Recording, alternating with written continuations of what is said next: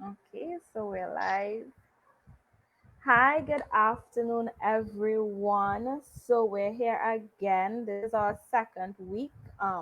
So the month of May is Maternal Mental Health Awareness Month, and to commemorate this, we as a foundation has embarked on a 4 week session with our very own Rochelle Mohammed, who is a certified HIV counselor and testing provider, Women Affair Director for two organizations, including the Justice for Women Foundation. She's also a manager. She's the founder of the Victims and Survivors Forum.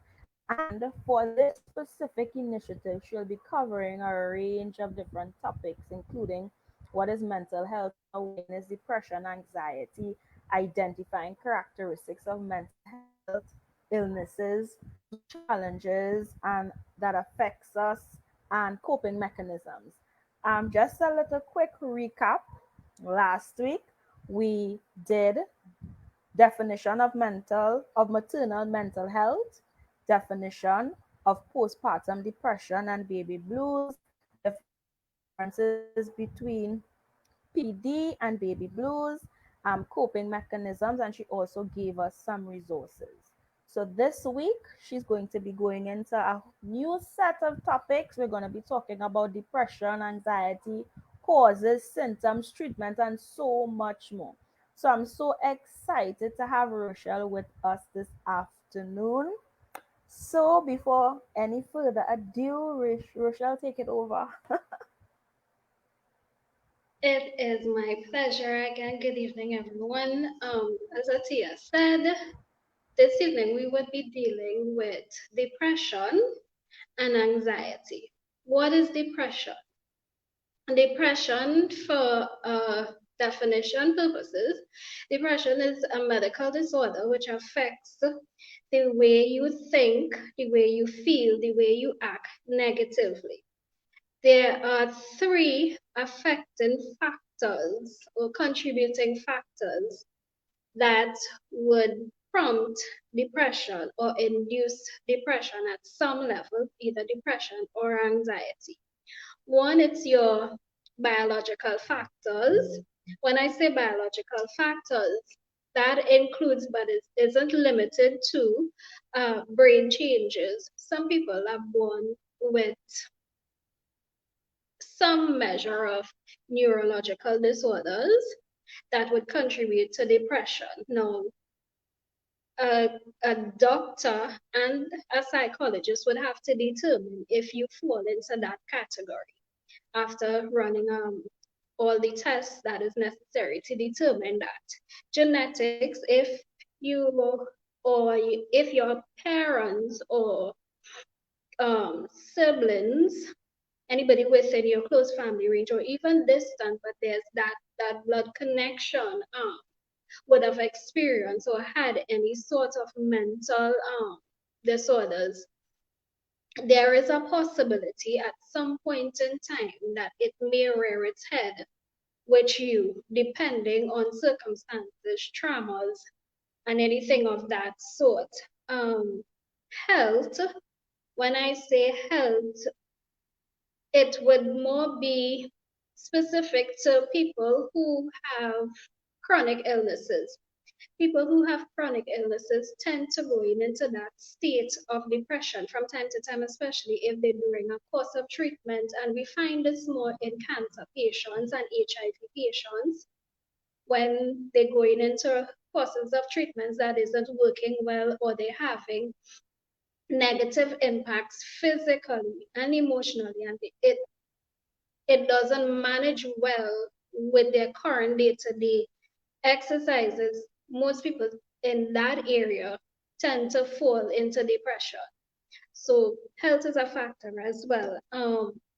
Your stress response, believe this or not, um, at some point in time, everybody going to develop, or if not develop, experience some measure of anxiety and or depression.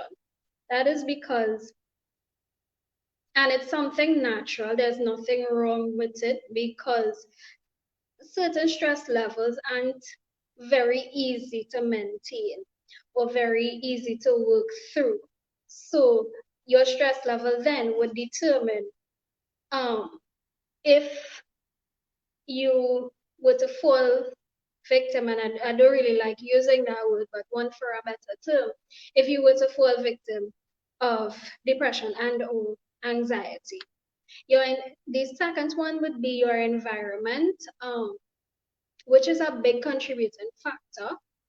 If you live in an environment that is trauma prone, if you that tends to lead to depression as well, because you have all these circulating factors that you have to deal with. And given the current environment that we're living in now with COVID, that is a huge contributing factor to depression and anxiety, because you not just only have the mental awareness part of it, but you also have to deal with the physical restraints that are imposed. And that in itself takes a toll on you mentally, if not managed properly. Most people who live alone, especially the older people, they tend to going into that state of depression as well. Loneliness tends to trigger that because they're not interactive as much as they would have been in their younger days. They keep their circles small, and again, given where now your interactions, even with family members, are limited, people who live by themselves tend to have a difficult time managing their depression levels. Lifestyle and social status. Let's deal with lifestyle. Lifestyle would be in the terms of how well you carry about yourself and the type of lifestyle that you choose to have. Now, that is triggered by emotional factors and psychological factors. Some people are very much vibrant and very much alert within their social statuses, within their job environment. However, when it's just them, they have difficulties, facing their own reality. They would be able to talk to somebody on the outside, and they would be able to articulate themselves properly. They'll be able, to give advice, and they seem as the socialite of the party. But then behind closed doors is a different story. So the lifestyle will be determinant on the fact of what your social status is and how much of an influence it have on your well-being. Are you trying to measure to meet your social status, or is it that you are your social status? And that is something for a whole different topic level. Your networking will have a lot to do with it. There's a saying that the old people have: show me your friends and I'll tell you who you are. Now that's a lot of people just use it in the basic term, but it's a broad term.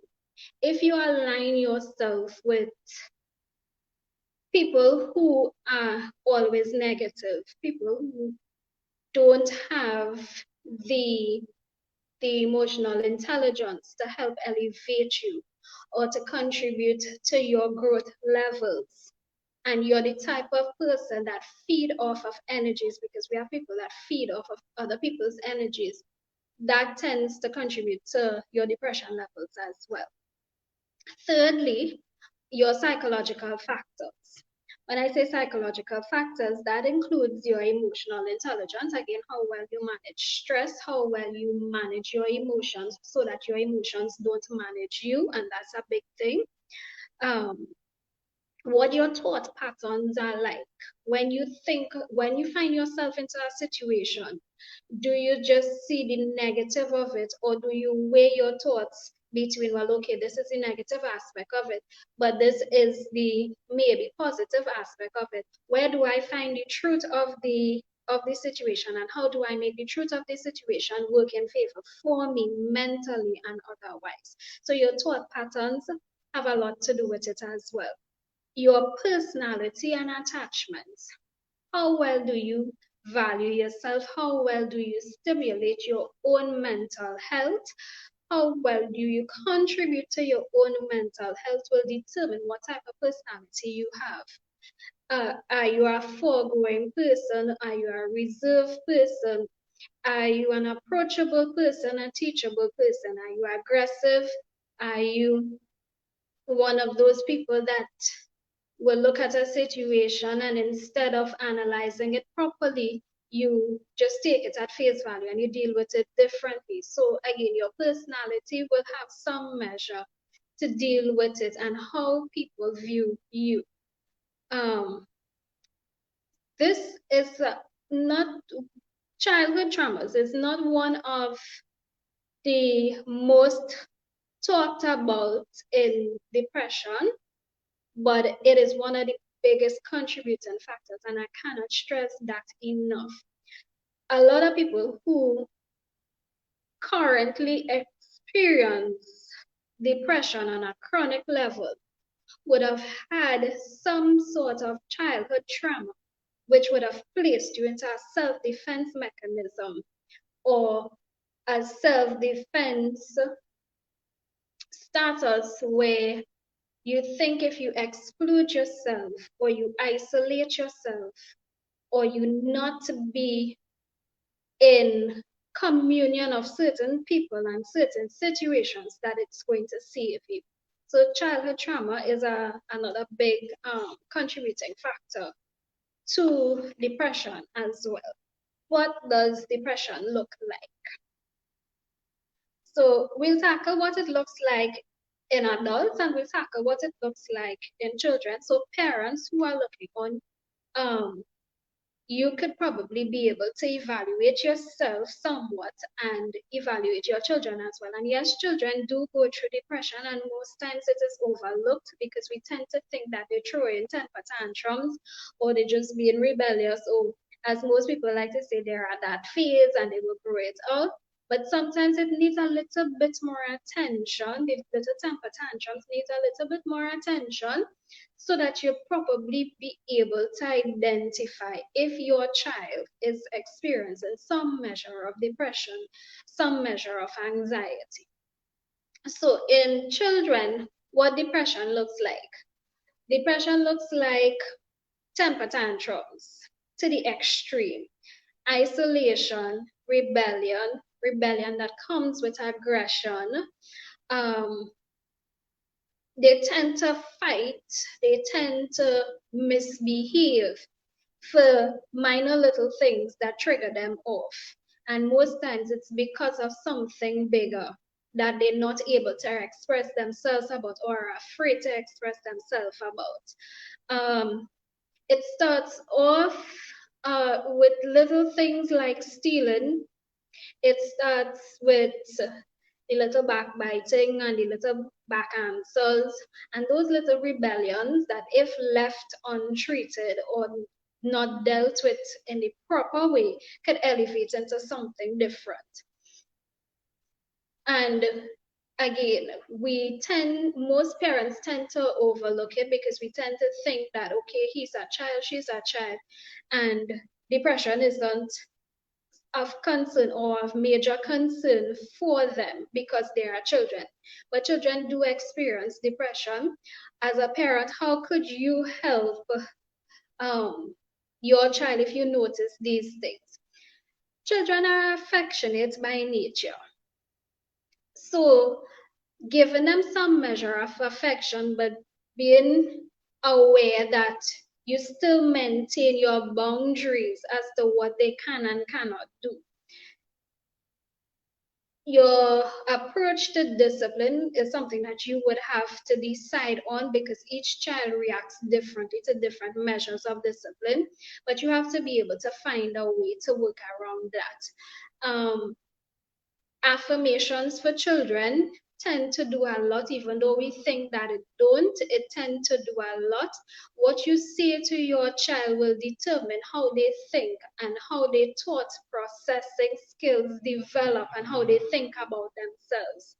That would determine if they see themselves as worthy children, if they see themselves as worthy of your love, as worthy worthy of your affection. So again, what you say to them will determine how they feel about themselves. And feelings with children is something that is very ticklish if you don't know how to manage it again. Connections. I know that there are a lot of homes that both parents aren't living together, and children tend to go into that zone where they zone out because they don't have to their advantage um, the coupling of both parents, and they tend to act out. So communicating and building some measure of connection with your children, even though you live in separate homes, is imperative to their mental status as well. When children succeed in certain areas, we I shouldn't say we because I'm not a parent, but I've noticed that parents tend to take um, the props or the sense of accomplishment for themselves, that we push through this. And I've seen it with CXC parents, I've seen it with SCA parents, I've seen it with parents who children would have gone to universities and stuff like that, and once their child reaches a certain status level academically, they tend to feed off of that and make it about them. That contributes to depression as well, because while they may not say it, they would start to think, well, I did all of this, and while the recognition was given to me, the the honor of it went to somebody else because my mother or my father decided to adapt. Well, because of me you got there. So that in itself is something to look into as well. um, what empties a child in terms of depression? How you speak to a child, that is, I said that before, that would contribute. Stress and strain factors, how they manage their stress levels. And from a tender age, you would be able to tell this if you start paying attention. Look how, take for example, just a building block exercise. Give them the wrong pieces, deliberately give them the wrong pieces and ask them to put it together, and see how well they manage when they can't do it. That in itself will tell you how much their stress levels are, how elevated it can get, and how you could probably try to better be able to help them through that level, because there are going to be times when it will get to a point where it's not just building blocks, but it's something much more difficult. And what you say to them would be able to determine how well they will take to that and practice it in future instances. Um, their feelings are expressed in terms of aggression.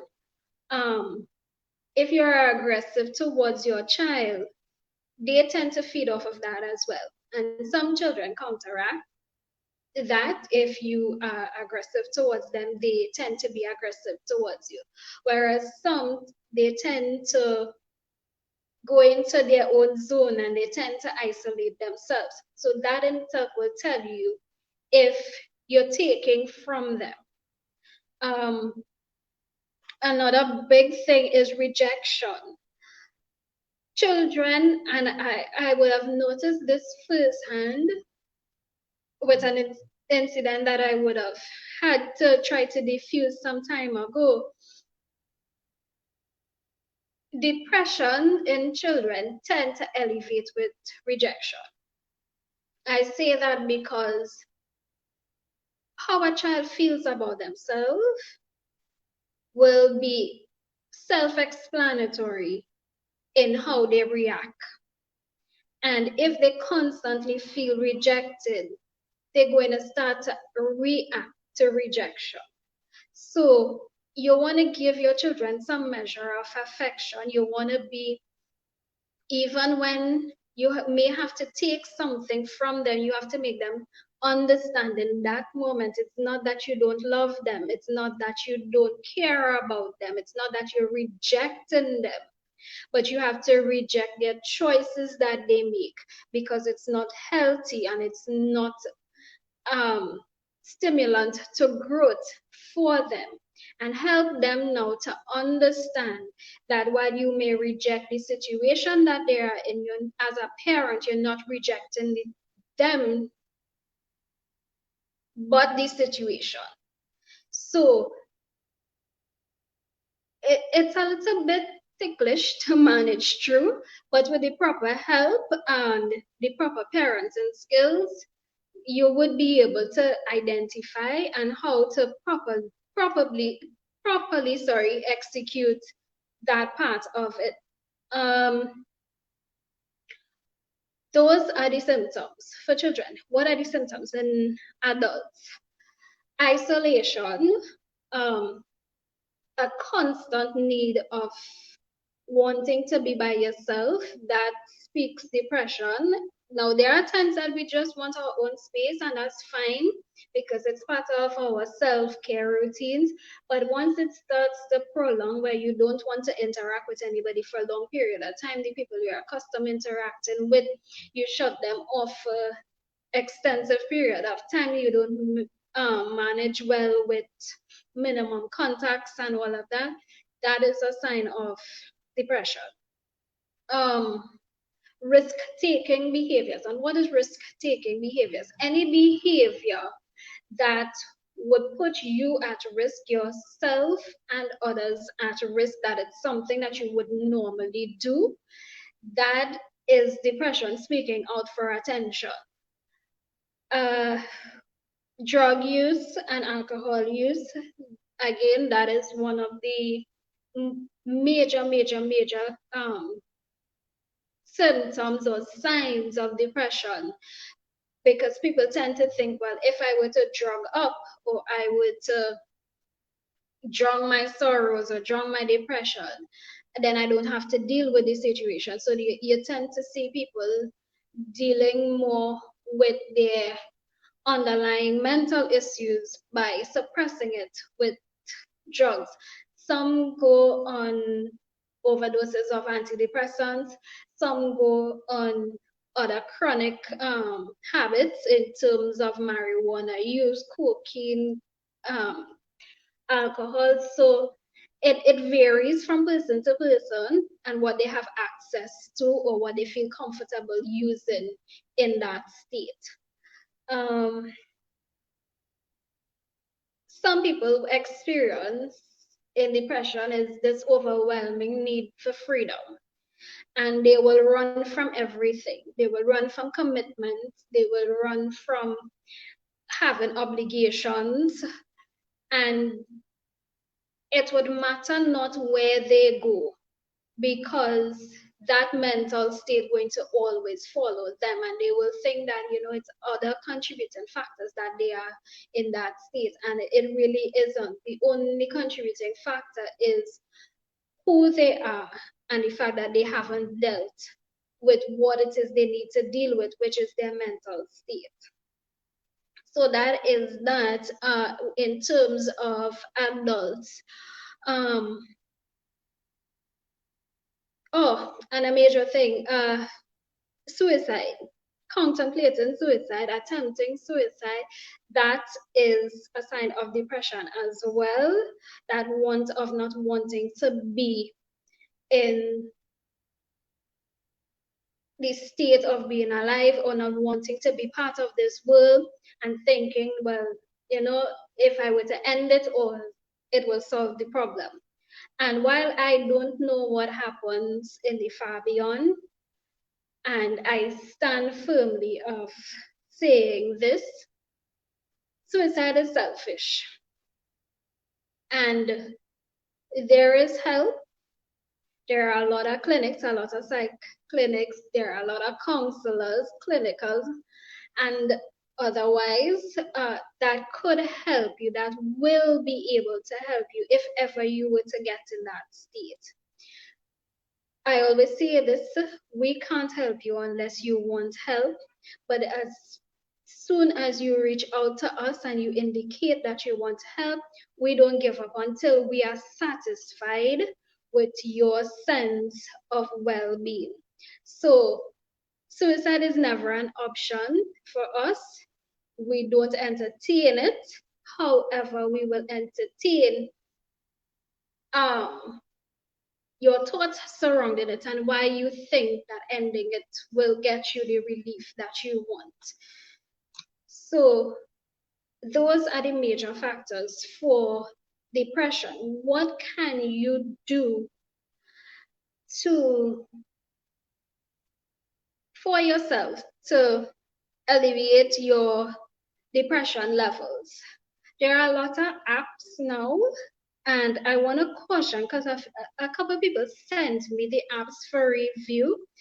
And I want to caution people when engaging with these apps. Be careful of the information that you're giving out because it's somebody that you don't know who is managing what they tell you. And to have an app evaluate you, it is a little bit on the no side for me, but I get that we're in a pandemic and I get that a lot of people aren't in a state where or have the freedom where they can move around as they like to get to the resources that we have. So the apps that I could vouch for are Mood Fit, Headspace, and these you can find them on Google Play. Um, Hap, Happify, and that is spelled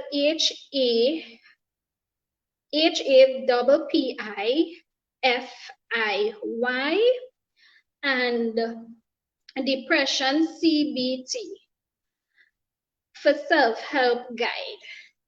So those apps are what you might want to engage in if you would want to engage in apps to help you in those depression struggles that you might have. On a more personal level, in terms of self-care, exercising, and I would have said this last week to pregnant mothers, exercising helps. It stimulates your response to letting go of tension. And I know we would have posted on the foundation's page. We're having a 1 month, I believe it is, and Atia would correct me on this if I am wrong. 1 month of exercise and mental stimulation health tips. I think it's with diet and mental stimulation and exercise. It's 3 days for the week. It's on a Monday, Wednesday, and Friday from 5:30 to 6:30. So that is something that is pretty exciting for us on this end, and it's something we implore you to get involved with. Um, take Even if you think that you don't have depression, take 10 minutes of your day every day. It could be either in the morning or in the evening, and just breathe. Take deep breaths and just breathe. Try, I should say, to think of nothing or try to think of positive thoughts and give yourself that 10 minutes to rejuvenate yourself. That's part of your self care routine as well. Maintain some measure of me time. I would have said this to the mothers last week as well. At least once, twice for the week, or 10 minutes if you can do it every day. Take some time for yourself. Your self health care is your responsibility firstly. Before anybody else can help you, you have to be able to want to help yourself and take the initiative to get there. Be mindful that if it becomes overwhelming, it is not something that you can handle on your own. You have to be honest with yourself to want to reach out to help for help. Talk with your partner, talk with a parent, talk with a friend, a confidant, anybody that will be able to say, here what well, okay, this is what you want to do, and we will help get you there. So you gotta be able to want support to get support. For persons standing on the outside, what can you do to help someone that you notice are struggling with depression? There are do's and don'ts. The do's are, and I can't stress this enough, the words you choose to communicate with this person or to this person will say a lot. It will say how much this person will be comfortable opening up to you, or it can also say if this person going to literally shut down and not want to hear what you have to say. You have to be self-aware of yourself in order to be able to help this person as well. So um, just some examples. If someone were to come to you and they were to say they're having a hard time, and I know a lot of people are saying that right now, given what it is we're dealing with, instead of saying, well, you know what, girl, everybody going through this and we just had to deal with it. No. Instead of saying that, you say, well, I may not be able to understand your present circumstances, but I am able to listen and I am able to help you as much as I can within my threshold of being able to help you. And if I cannot help you, I'll try to get the help that you need. So that now will tell the person that is reaching out to you, you have an interest in wanting to help them. Not that you're just agreeing, as opposed to saying, well, you know, everybody's part of it and everybody had to deal with it. No. When you say that, you're telling them, I agree with your depression, and it's fine, I'm going to be depressed with you as well. Another thing is, if you notice that they are isolating themselves and they don't want to talk, because a lot of people tend to do that, they tend not to want to be open. Instead of asking them, well, what happened with you? Why you behaving so? Sit down with them and say, yeah, what? Anything bothering you that you want to talk about? When you ask that question and your tone in asking that question gives that person on the other end the confidence that you're genuinely interested in wanting to help them, or you're genuinely sorry, interested in wanting to hear what they have to say. And that now gives them the confidence to be able to open up to you. Listen to understand and not hear to respond. When you listen, you understand, and you understand what the person is saying, you're better able to give advice or to even comfort the person or to provide resources to the person, as opposed to if you just hear what they have to say and you just respond because you think that whatever they're saying, you just hear them at the top of your head and they require a response, so you just give them a lip service response. So again, listen to understand rather than hear to respond.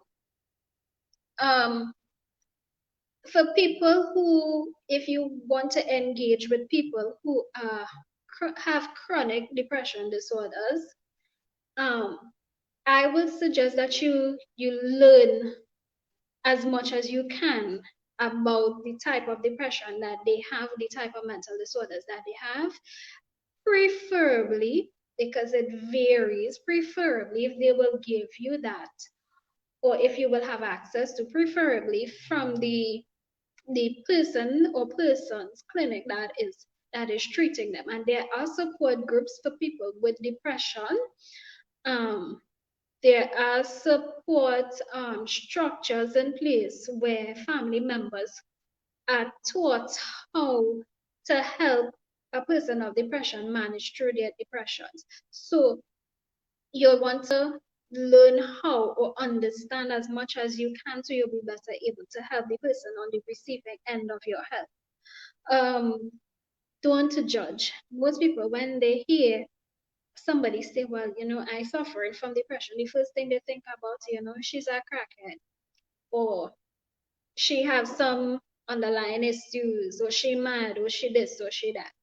And no, sometimes we don't choose the circumstances that we get into.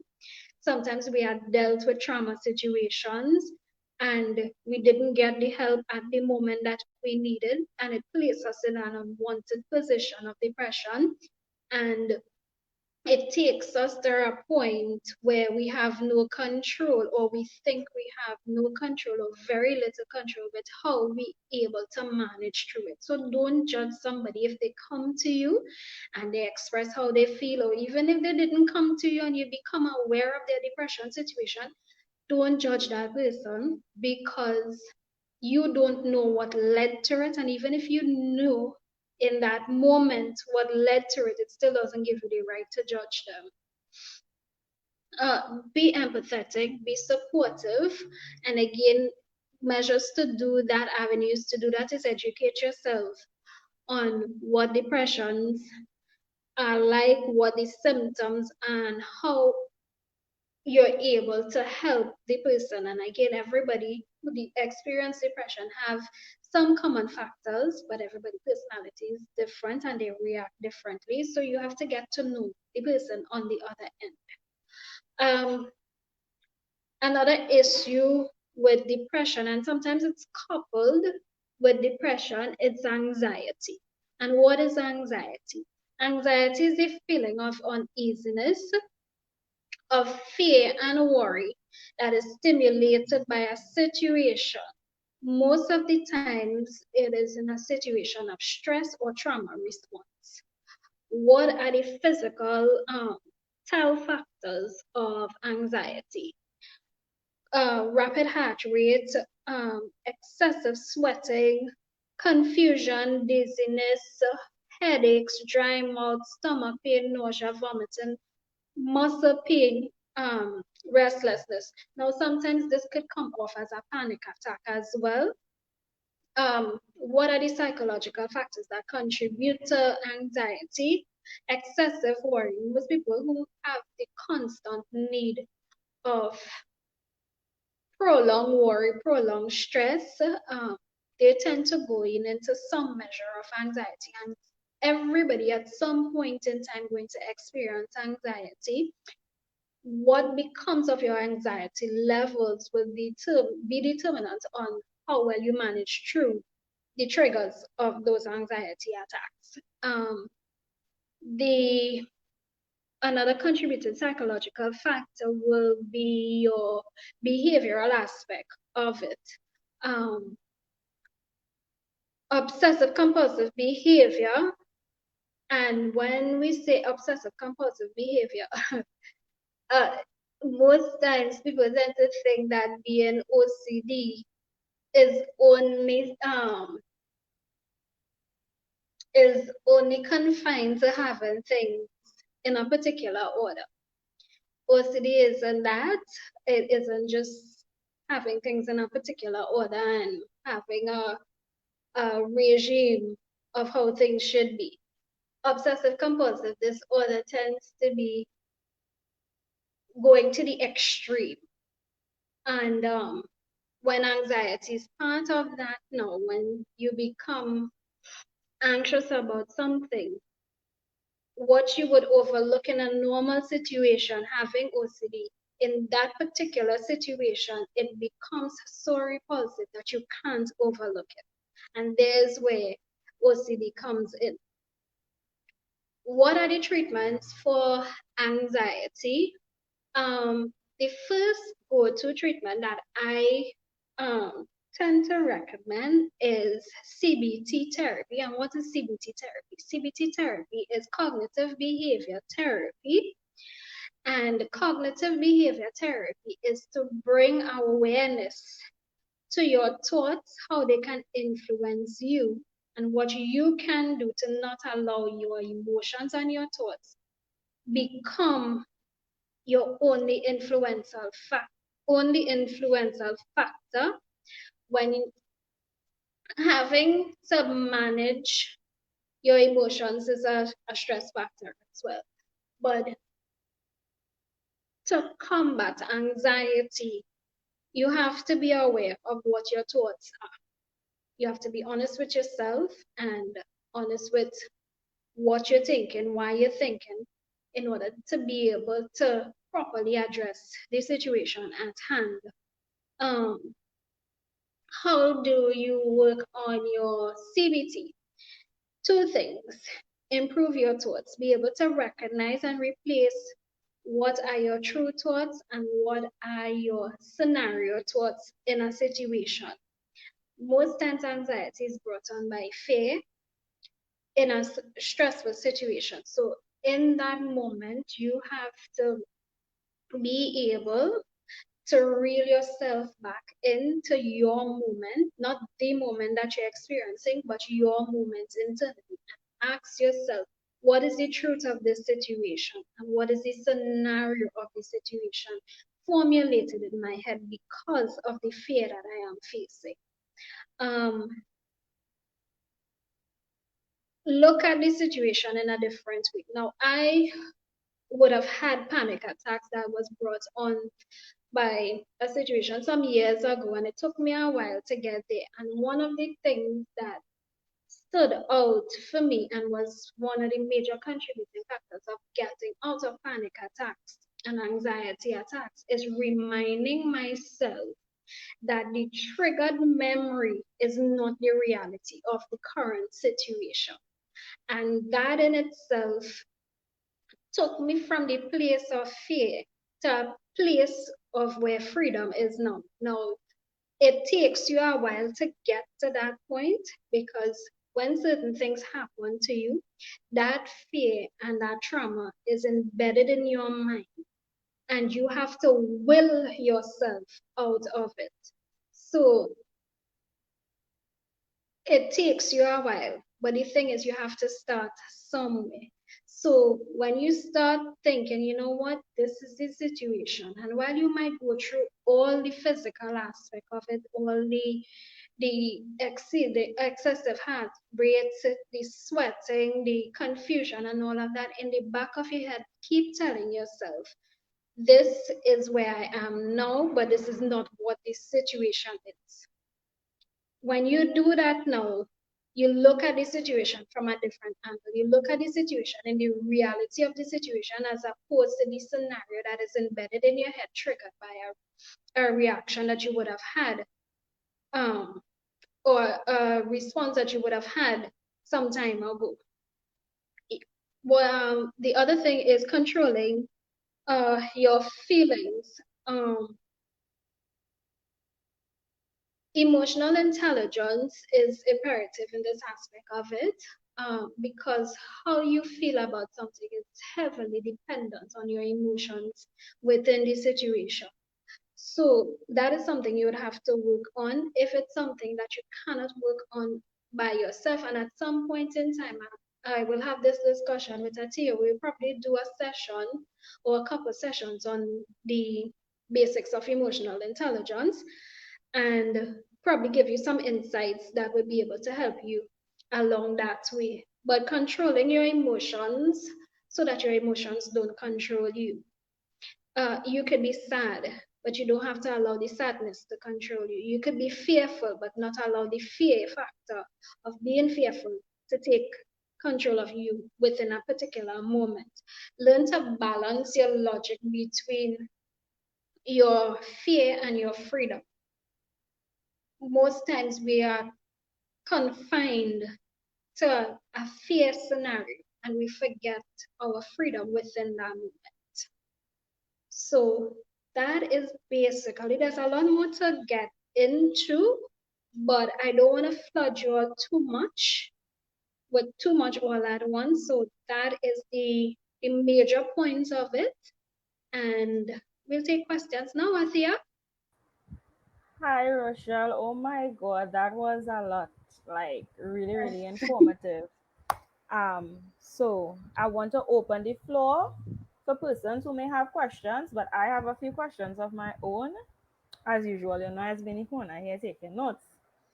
Um, Of so we course. are currently in a pandemic, and taking it a step further, we are under a state of emergency where we cannot do things that we would normally do, on normal coping mechanisms, where it might be for some people a walk on the beach or go to a restaurant with friends or anything of that nature.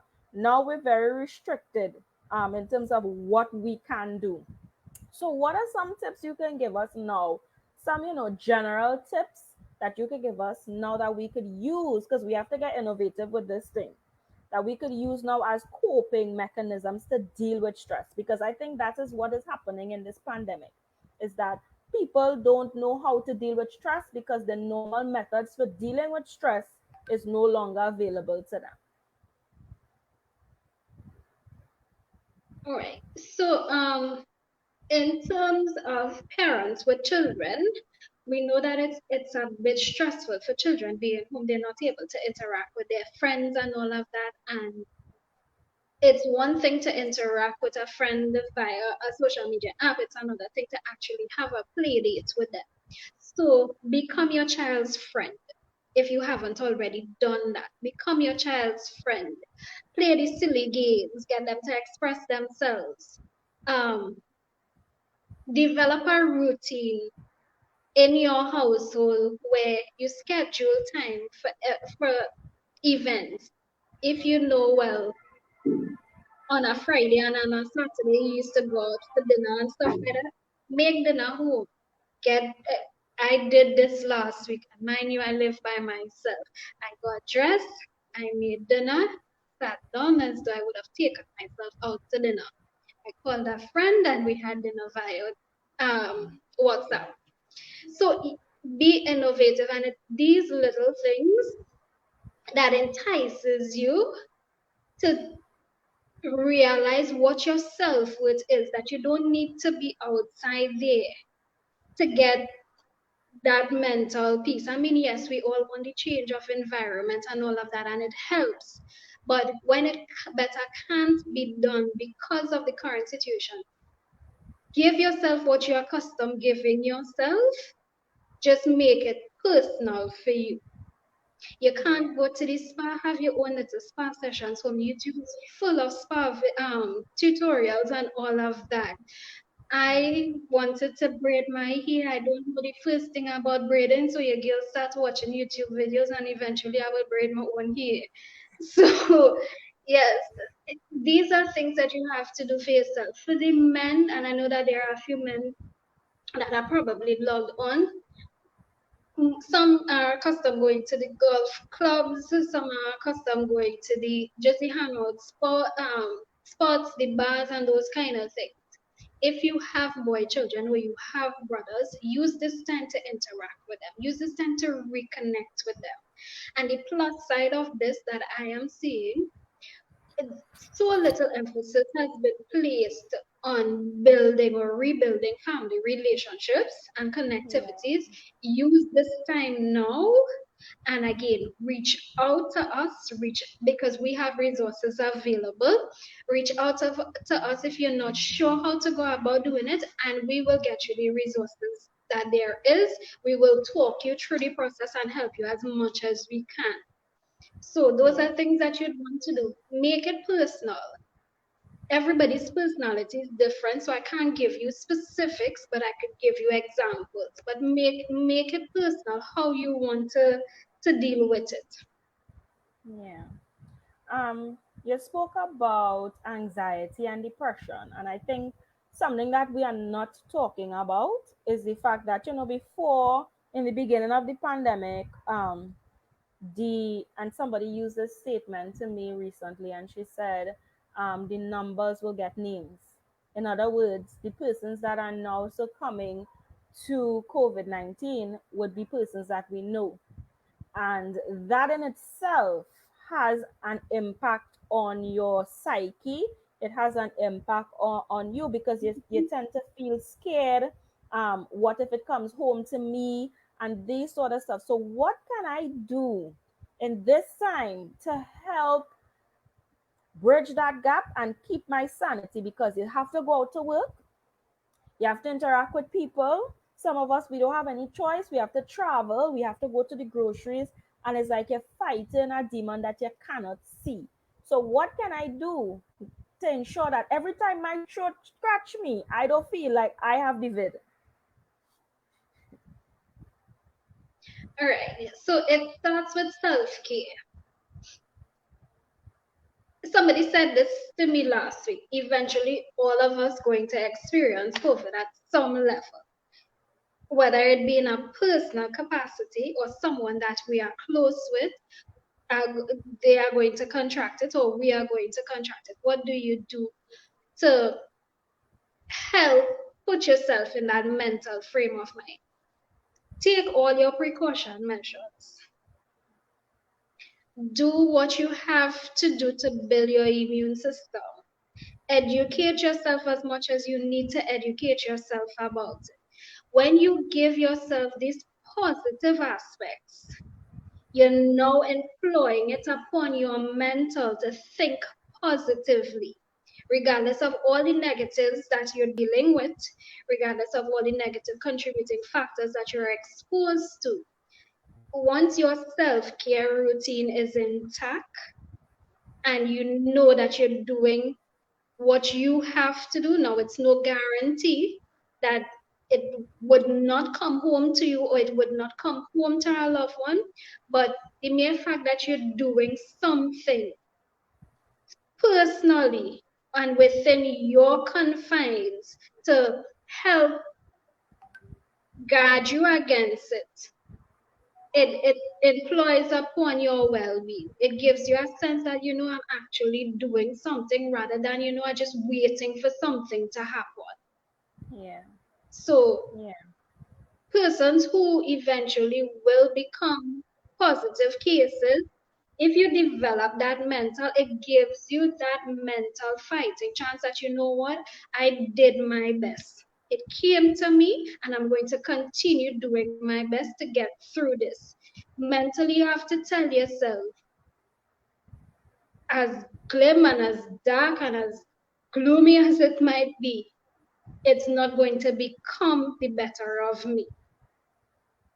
yeah. I love that. It's about your mentality. So instead of living in, oh my God, every time I go outside, I'm fearful that I'll get COVID, and instead of being that way, one, take your precautions, because the reality still exists that you need to do what you need to do, but also take Mhm. control of your life, in the sense that you're not walking around scared. You're not walking around thinking that you Exactly. have to be in a bubble. You're taking your precautions and you're doing what you need to do, and you're staying focused and positive. I love that. I'm And seeing a as you say, question. Yeah. mhm, Sorry, go ahead. fear and freedom. You have a choice. You Yeah, could either choose to be free in your thoughts or confined to your fear factor. And definitely. while one of the fear factors seem to be outweighing the freedom factors now, the reality of it is you still have the freedom of thought and you Yeah. still have the freedom how well you want to execute your freedom of thought. Yeah, and that's the thing. I like to always say, listen, because I do have fearful moments. But when they occur, I like to say, listen, God did not give me a spirit of fear. And because No, fearful moments will come, but just being true to who you are and staying in that light of who you are is be so important. I am seeing a question here, and honestly, I'm having a little difficulty dissecting the question. So I'm just going to read it as I see it, and hopefully you understand it better than I do. It says, like, the person feels that they don't have it and feels normal at times, but display physical anxiety symptoms, but feels some type of misdiagnosis occur, and that's a question. So I'm wondering if he's trying to say, like, maybe the person don't think that they have it, like they feel normal most times, and they don't think that they display any symptoms of anxiety, but feel some type of, and they think that they've been misdiagnosed. So in my interpretation, the person is asking, as they were diagnosed as if they have anxiety, but in their own, thought process or whatever, what if they don't feel as though they have anxiety? Okay. I would think that I if you would, went, I would, yeah, this is what, if you would have seek counsel or you would have gone for a uh, diagnosed with oh, your I think that, symptoms, mm-hmm, then if you were in that situation and got a clinical diagnostic report as having have having had or having issues of anxiety, then I think it's something that you should act on. The first thing in getting help is wanting help. The second thing in getting the help that you want is accepting the help. And in yeah, accepting the help, you have to be honest with yourself. So yeah, while you may think that you don't have anxiety, if a professional gave you a professional opinion, they give you a clinical diagnostic that you do have anxiety disorder or you have contributing factors to anxiety disorder, then I think that you should act on it for the best interest of yourself and persons around you. I do okay. hope that So that I seen the answers your question question. from before. He did ask, apparently it was an addition to question that he asked before. And what he asks is there any way to determine or test if a person really has anxiety and or depression? So I think, sometimes you like to go on the internet and Google things. Now, this is just me here saying, but answer the person specific question and then I'll add. All right. So, yes, that is why there are mental health clinics. There are trained psychologists, there are trained counselors that will give you the proper diagnosis that you need. And self diagnosing is not the answer. Please do not go Googling your symptoms. Google Doctor, while he may be able to identify some of your symptoms, he is not in your situation and he does not Yeah, give a personal, one-on-one, uh, for want of a better term, a personal one-on-one clinical diagnostic. That is something that you want. You don't want some Google translator and some random person on the internet telling you, yes, you have PTSD, or you have schizophrenia, or you have depression, or you have anxiety. While you may be able to identify with the symptoms, each situation is unique based on your personality, your biological factors, your environmental factors, your psychological factors. yeah, These definitely. are these definitions that are given to us via the internet is on a broad spectrum and you need something tailored to your personal Yeah, person. yeah, So I would say yeah. reach out to us, inbox us here or I, and we will get you the professionals on board and not Google Doctor. Yeah, because listen, I've had a lot of instances where not even thinking about mental health here, you see a bump on your hand and you're going to Google and Google tell you have cancer. It's like, Yeah, it's this so extreme and now you hear sleepless nights. You can't close your eyes because you're thinking, oh my God, this button on my hand is cancer. So sometimes it's be better to go and get that personal touch, specific to you, because Google will just, generalize everything. And again, like we touched on last week, which is there are so many resources that are available. One that we don't know about or that we don't tap into, so and some of, because we think a lot of times we think that, oh my God, to get counseling that must be so expensive. I don't have that money right now or whatever, but there are resources that are available that can at least start you on your journey. You touched on something that really resonated with me, and that's childhood trauma. um I wanted to just touch on it a little bit because a lot of times our childhood traumas contribute to who we are as adults and we don't even know it. Like we have certain triggers. and certain things that we can't really explain why we feel a particular type of way. But a lot of times, one, we cannot identify the specific trauma, and two, we sometimes, they will say go into counseling, and sometimes that helps to get into to your thoughts, things that you suppress. um but Mhm. sometimes we don't want to go into our thoughts, we don't want to deal with these things head on. Or it might be, your father left you, or some sort of neglect or something, and you find yourself picking the same type of man over and over, or these sort of things. So what can I do to one, tap into what the specific trauma is, especially if I really don't want to, but I know that I need to. Okay, so um, childhood traumas as an adult, the older you get, the deeper it's buried. And unearthing it can be catastrophic for you and persons around you if you don't know how to deal with it. So I will never suggest to someone to try to unearth their childhood traumas or the specific of their childhood traumas that are contributing factors to how they behave now to do it on their own. You see, once you know that something would have triggered you as a child, as a psychologist, as a counselor, we have to prep you to get you in a space, a mental space, an emotional space where it does not become an adult trauma, remembering the childhood trauma. So there's something called ripple effects in psychology.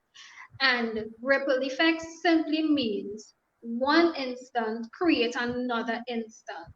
So while your childhood trauma would have created a trauma response, and you would have developed a defense mechanism in terms of behavior and certain things that you guard against, or certain behaviors you exploit because of what you would have experienced then, it created a tsunami of different events in your adult life now.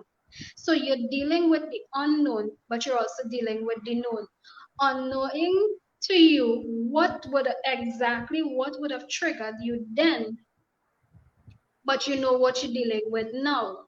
So when you become aware of what it is back then, that was left unsolved, and knowing what it is now, it would be difficult if you do it on your own because you're not mentally capable of dealing with it because you haven't had that preparedness to get you to that point. And Right. it would sink you deeper into depression. It could, depending on what type of trauma it is, it would affect the way you relate to yourself, the way you relate to people. I know of persons who would have gone to hypnosis doctors and all of that because they're trying to remember what would have happened to them in the past. And they unearthed the fact that they were sexually molested and they were raped, and they weren't prepared for what they unearthed. And they didn't have that level of professional intervention. And they went to the extreme, and it was hard, it was difficult to get them back to who they are in their present state. Right. So So sometimes again, it's I would better not to dig it up. Yeah. actually, it's not that it's better not to dig it up. Dig it up if you have to, but do it with professional help. Right.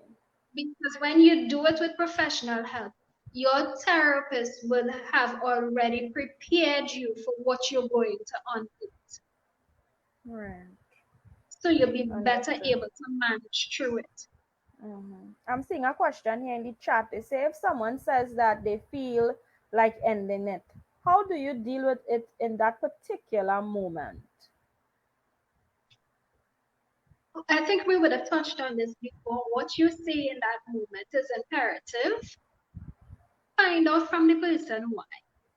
You don't come out and say, well, you can't end it and it's selfish, even though you may feel like that in the moment. Don't be too aggressive. find out why.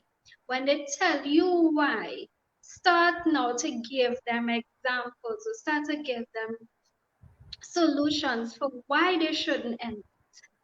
They may have financial difficulties. So you counteract that with telling them, here what? You could open your own business, you could do this, you could do that. Present Positivity. solution, right? Present solution to counteract the negative that they are projecting. Right. If for Right. some reason you see that you're not making a headway with it, get somebody that is professionally equipped to help the person. Okay. So this is gonna be my final question. You spoke about use of drugs and other substances sometimes to cope with stress, anxiety, depression, and these things. But what about instances where people use people as their coping mechanism? For example, a relationship. You know, you latch on to this person in an unhealthy type of way because you feel as if this is your coping mechanism. What And advice, I mean, is this good? Like, how can we like bridge this gap? Because you can have people to support you through situations and instances, but when you become dependent on this person, like, how can we bridge this gap? and that is what we call trauma bond, where we bond with people because we need to feed off of their energy to suppress our depression. And in order to get to that point, you need to recognize that you're feeding off somebody's energy. You're feeding off the safe space that that person provides in your mental. And what happens to people in that instance is that we tell ourselves in that moment that I need you and what you supply me with to get by. Right. You now have to be reasonable with yourself to tell yourself, here, this is who you are. This is what I am attracted to you for. But I can't use you to fill me. I You're supposed to compliment me. You're not supposed to complete me. And that is the mistake that we make. That when we go through certain things, we feed off of energy. And we Yeah, tend to think the energies that we feed off is going to suppress the depressions or suppress the anxieties that we're feeling because we're looking for that sense of completeness. And somebody can't complete you. They could definitely. compliment you, and until you understand that, and there's where emotional intelligence come in. Until you understand that, you will forever be feeding off of somebody else. That person is responsible. And this is what I keep telling people: the person that feeds you have the power to starve you. The person that gives Ooh, to you has the power to take from you. The I person love that that. you stand have the power to make you sit down. So, are you empowering yourself or are you empowering your enabler? I love that. Listen, that is so impactful and it is so deep because a lot of times we do it and we don't even recognize that that is what we are doing. For example, you might see someone in a relationship and the relationship ended, and 2 weeks later you see them in a new relationship, and you know now everything is for Facebook. Mhm. So you'll see they post the new relationship, and that don't last very long either. And you're asking yourself, but why does person keep changing relationships? Is because something is happening on the inside that you're not targeting, that you're not dealing with, and you think that moving on to the next person because this person probably brings something to my life or add something that you don't have to deal with the issue in its entirety and in its reality. So that is so deep. Rochelle, thank you so much this afternoon. I cannot wait for the other two sessions that we have. It has really been um deep, insightful, and really eye-opening in a lot of instances.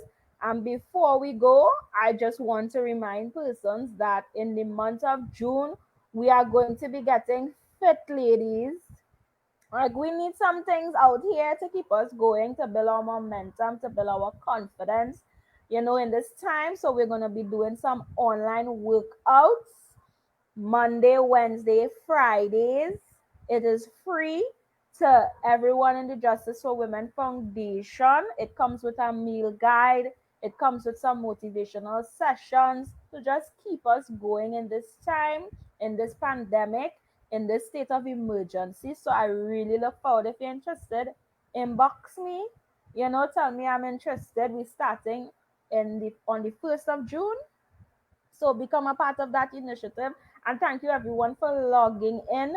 Remember that we'll be back here on Saturday at 5:30 with the third session with Rochelle. So don't miss it. Thank you so much, Rochelle.